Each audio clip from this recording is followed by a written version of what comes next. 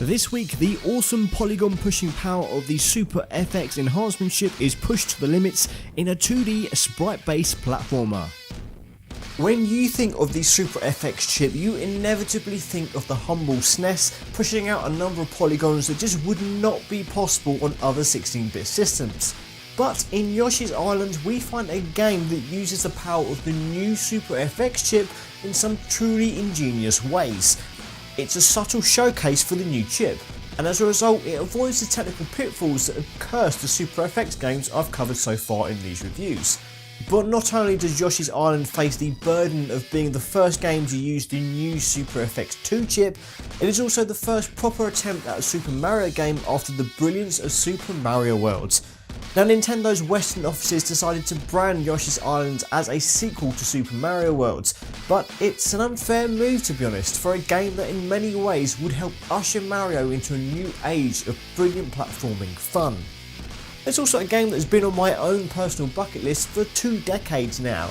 Now, I don't know why, but I've never actually sat down and taken the time to see Yoshi's Island through from start to finish. And now that I have, I realise that this has been a massive failing on my part. Yoshi's Island starts at the very beginning, and I really do mean the beginning. This is Mario's year 1, at a time before princesses and mushroom kingdoms. As the storks carry Mario and his brother Luigi to their parents, disaster strikes when Kamek the Magic Koopa sees the future of the young brothers and their significance to the future King Bowser. In an attempt to kidnap the baby heroes, he grabs Luigi, but Mario slips from Kamek's grasp and falls. You'd think that such a fall would kill an infant child, but thankfully the soft flesh of a Yoshi breaks his fall and the entire tribe of Yoshis decide to take the youngster to reunite him with Luigi through a lengthy relay system, taking the child through 6 worlds of platforming action.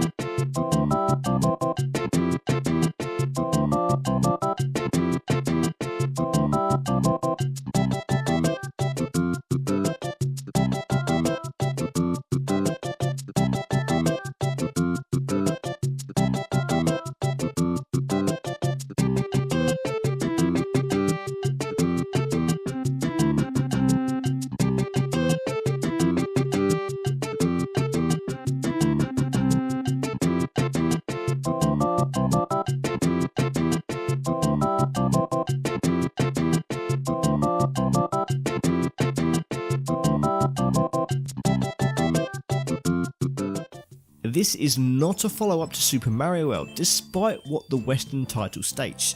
Sure, Yoshi's back and now in a starring role, but he doesn't control like Mario does. Jumping on enemies takes a backseat to swallowing them whole, turning them into eggs and throwing them at other enemies and objects. Being damaged by a foe doesn't result in an instant fail state, as this just knocks baby Mario off Yoshi, starting a countdown timer before the child is captured and a life is eventually lost. As for Yoshi's other abilities, his flutter jump is an unusual mechanic to get to grips with, but becomes a useful tool for some of the tougher jumps, while the ground stomp serves a purpose beyond attacking enemies, and is one of the many elements of Yoshi's Island that would become a regular fixture of future Mario titles. In fact, it's quite impressive when you think of how so many of Mario's modern adventures borrow from Yoshi's Islands. For the first time, collectibles could become an integral part of the series and how secrets are unlocked. To truly beat a level, you've got to get everything. There are 20 red coins that, for the most part, masquerade as normal coins with a slight red tint on them until they're collected.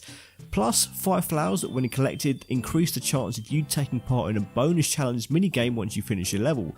Finally, you need to finish each level with 30 stars, which can be found in a number of ways but also act as seconds on your countdown clock if you take damage. You'll need to reach the end of the level with those 30 stars for them to count. Only then will you 100%ed each level. Do that for every level in the world and you'll unlock a super hard secret level, as well as the ability to play a bonus challenge whenever you want on the map screen, which is just perfect for collecting extra lives and consumable power-ups that will really help out when trying to get everything on some of those trickier levels.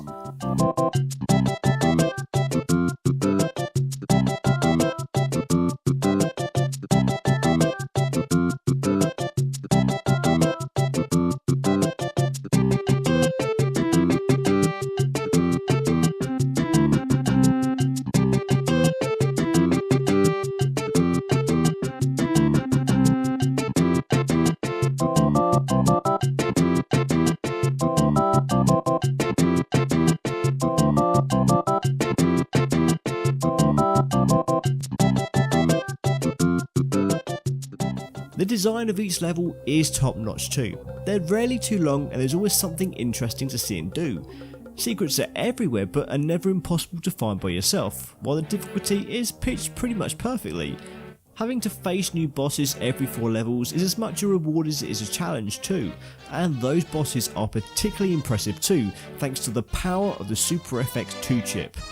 A little touch that I absolutely love is the fact that most of these larger than life foes are just magically mutated versions of standard enemies, and the fact that you get to see the transformation as it happens is nothing short of impressive.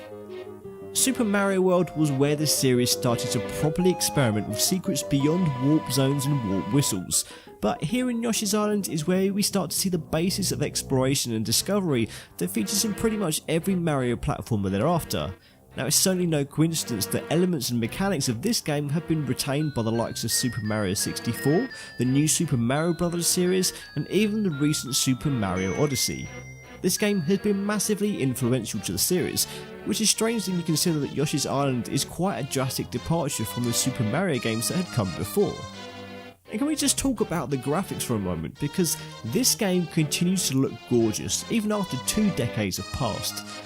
The story roughly goes that this game's art style was a deliberate contrast to the pre-rendered and digitised look of Donkey Kong Country, and there's probably more than a bit of truth to that.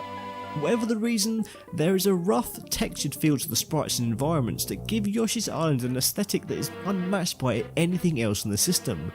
Play it on a decent CRT through RGB cables and you can really appreciate the thick, bold outlines and beautiful colours that define this game as one of the best looking titles on the Super Nintendo. Put it side by side with the rather drab looking Donkey Kong Country and I know exactly which game I would rather put more time into. It's not even all about the boldness of the graphics either. Even the littlest details breathe life into this glorious 16-bit world, such as the tiny birds that inhabit some of the levels. And we haven't even begun to talk about the Super FX 2 enhancements either.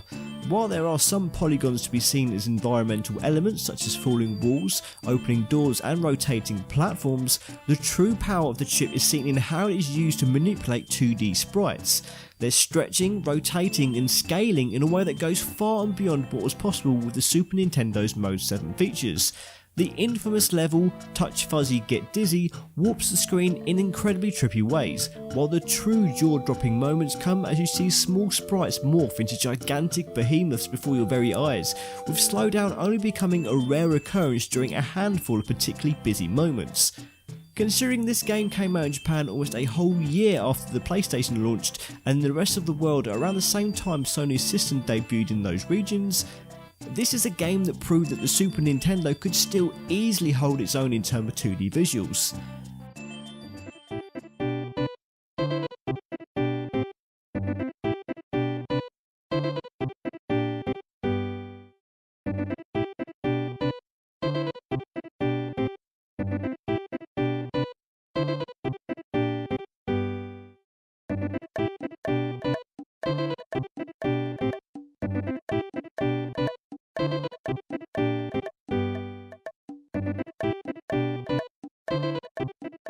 The audio is also up to Nintendo's extremely high standards. Now, Mario games usually feature pretty eclectic compositions, but Yoshi's Island takes it to another level.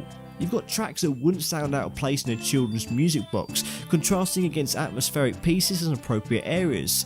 You can hear the genre influences on each track, and it's a brilliant collection of backing music that's every bit as unique as the game itself. The sound effects go along with the playful nature of Yoshi's Island, and although the crying of Baby Mario is certainly one of the most annoying sound effects ever heard in gaming, that's pretty much the whole point. You need to keep the wee plumber happy and safe after all. Yoshi's Island's linear progression seems restrictive and almost a backward step when compared to Super Mario 3 and Super Mario World's overworld maps and sense of freedom, but it in no way suffers for it, thanks to an excellent pacing of difficulty and the variety of the levels and worlds overall. As you'd expect from Nintendo, new mechanics and hazards are introduced to you from beginning to end, and there really isn't a moment that could be considered boring. A gorgeous visual aesthetic serves to complement a superbly designed platform game full of big moments and tiny details. Its approach to shaking up the Super Mario formula while laying the groundwork for future entries has an impact that is still felt today. Baby Mario's shrill screams can be particularly off-putting, while the linear nature of Yoshi's Island seems to be more of a backward step. This isn't Super Mario World 2, but neither did the development team behind Yoshi's Island intend it to be. It's a unique game in more ways than one and deserves to be considered alongside some of the greatest platformers ever released. Come for the beautiful visuals, stay for the platforming perfection. Now, this review is part of an ongoing series that aims to cover every single Super FX game ever released, and I'm now past the halfway point. And you can see all of the reviews as and when they're released and all the future reviews right here in this playlist. And if you got this far, thank you very much for watching, and do not forget to like, share and subscribe. I'll see you next week.